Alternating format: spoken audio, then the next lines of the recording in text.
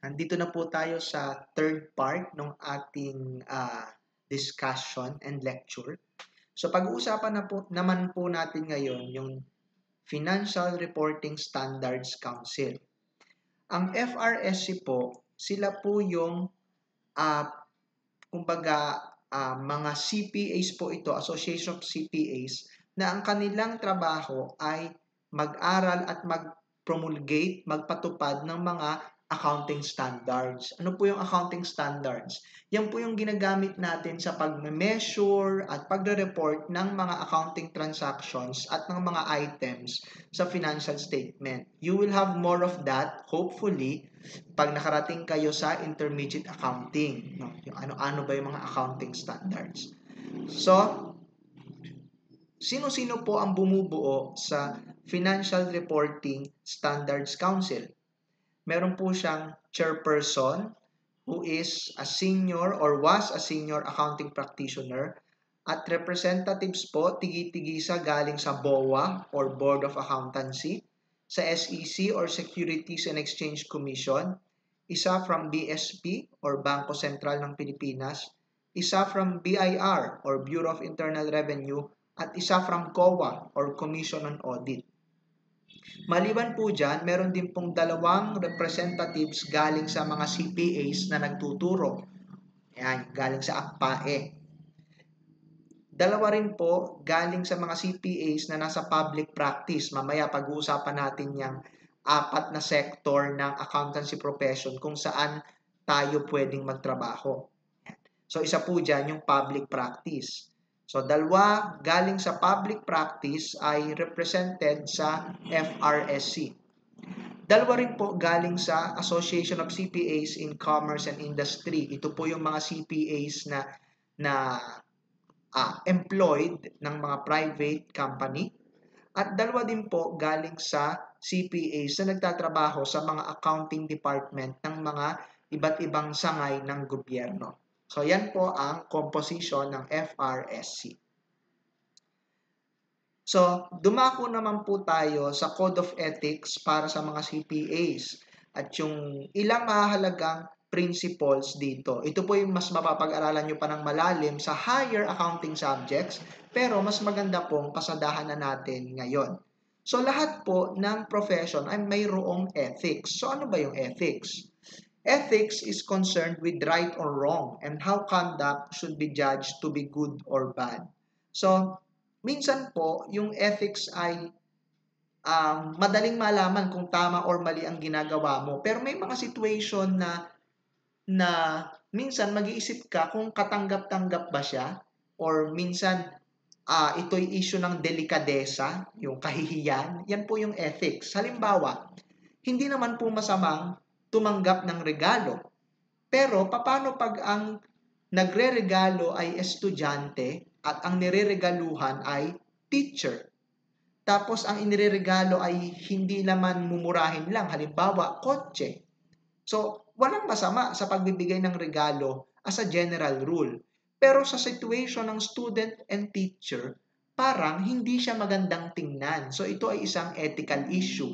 So, ganyan din po sa mga profession. Meron din po tayong mga ethical standards na sinusunod. So, ito po yung ilan sa mga principles ng ethics para sa CPAs. At ito po ay applicable din sa iba ring profession.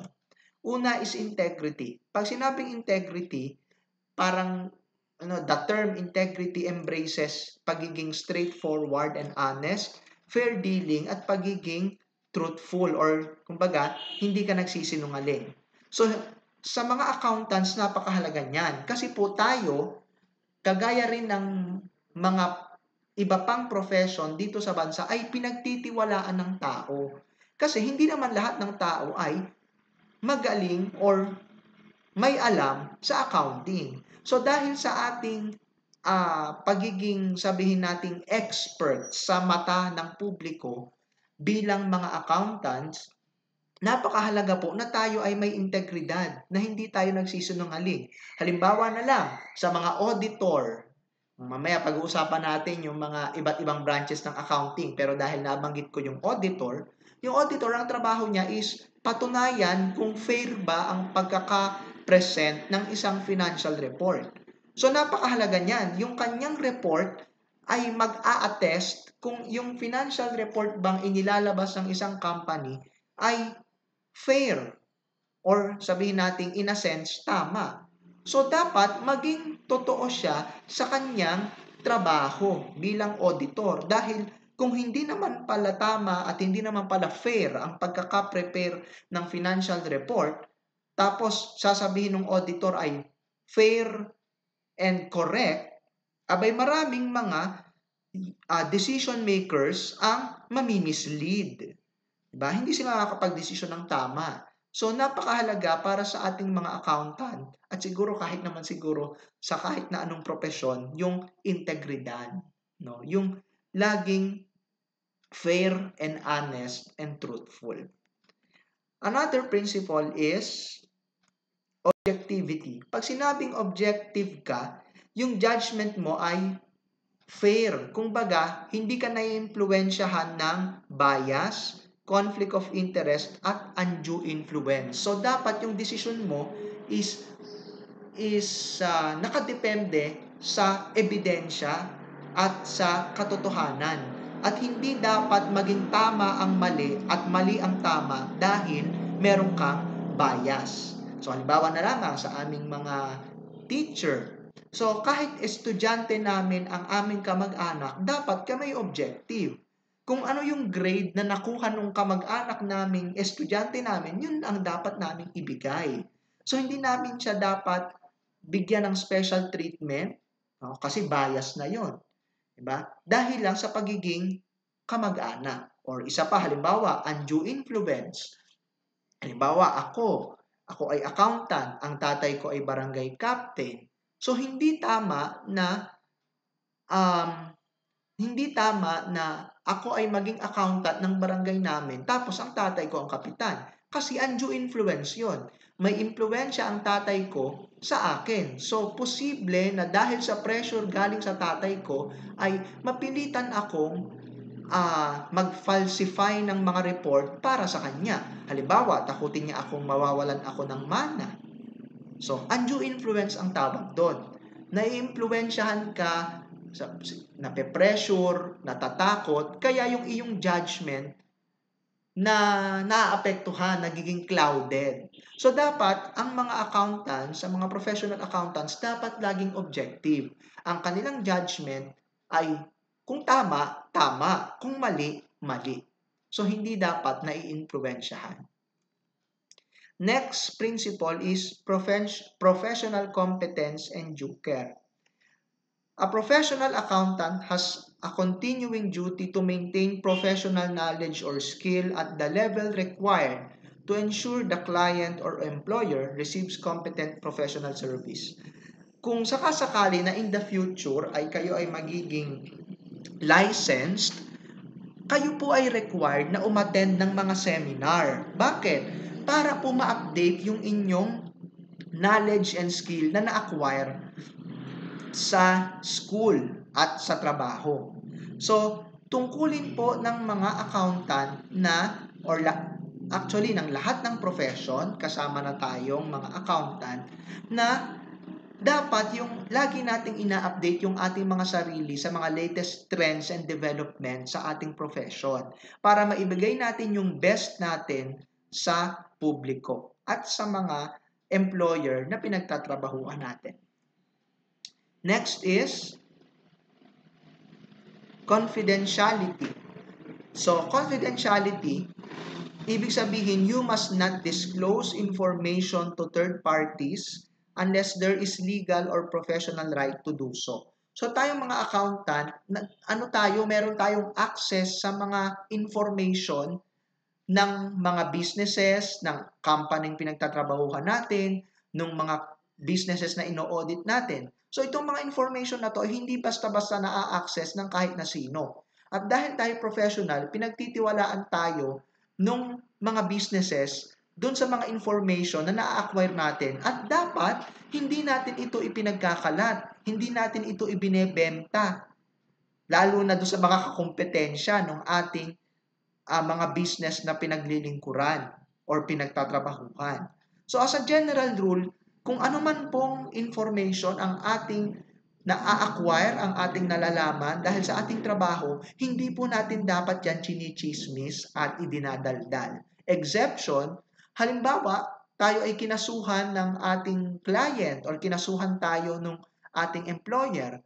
Kung kailangan nating ibulgar yung mga nalalaman natin para i-defend ang ating sarili, pwede po yun. Yun yung nasa last part, professional right to do so. Or, halimbawa, inutusan tayo ng korte or ng senado na ibulgar yung mga nalalaman natin sa isang hearing, abay dapat po nating ibulgar. So, yun lang po yung mga exception sa confidentiality principle.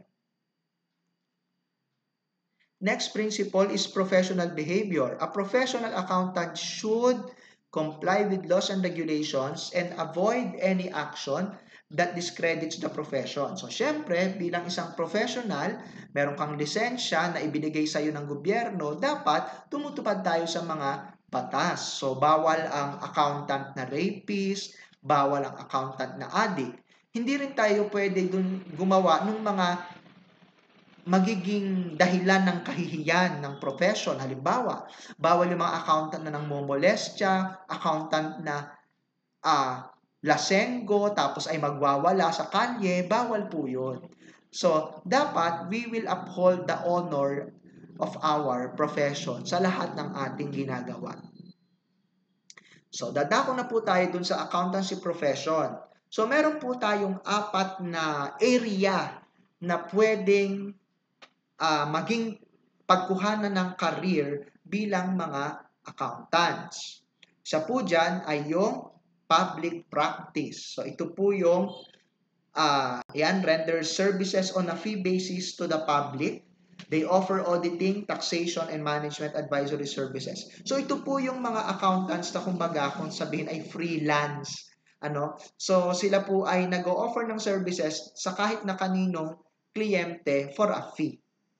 So example po dyan ay, ayan, yung SGV, Sisip Gores and Vilayo, isang accounting and auditing firm, at Deloitte, isa rin pong accounting auditing firm. So ito pong mga ito ay nag-o-offer ng kanilang mga serbisyo sa iba't ibang kliyente for a fee. Kumbaga, hindi po sila employee, hindi po sila exclusive employee ng isang entity, kundi ino-offer nila yung services nila sa iba't ibang kliyente. So pagka po ganon, ang tawag ay public practice. Another area is commerce and industry. So ito naman po yung employed by private entities, mga accountants na exclusively ay employee ng mga private companies. Halimbawa, ikaw ay nasa accounting department ng San Miguel or kaya ng PPI. So pagka ikaw ay employed as by private entities, so ikaw po ay isang accountant na nasa commerce and industry. The third area is government service. So ito naman po yung mga accountants na employed ng mga sangay ng gobyerno. Halimbawa, ikaw po ay CPA na nasa Commission on Audit. So, ikaw ay government auditor. So, ang trabaho mo ay tingnan kung yung mga iba't ibang sangay ng gobyerno, iba't ibang departamento at mga LGU ay ginagamit ng tama ang pondo ng gobyerno. Yan po ang trabaho ng Commission on Audit. Pwede rin na ikaw ay CPA, nagtatrabaho ka sa Bureau of Internal Revenue. So, ikaw naman ay tax, diba? So, yan ang trabaho ng BIR, diba? Taga-singil, taga-kolekta, at tagapagpatupad ng tax laws. So, marami din pong CPA ang nagtatrabaho sa BIR. At pwede rin po sa GSIS. Halimbawa, ikaw ay nasa accounting department ng GSIS. Isa din po dyan, pwede kang nasa accounting department ng CVSU or ng local government unit, yung accountant ng Indang. So, yan pong mga yan ay mga CPAs in government service. And the last area is academe. Ito naman po yung mga CPAs na nagtuturo. kagaya ko po. Yan. So, nagtuturo sa CVSU. Yan. So, yan po yung mga nasa academe. So, ito po yung 4 na areas of careers ng mga accountants. So, this ends the third part of my lecture. So, meron pa po tayong isang part. I think that will be the last part. Thank you.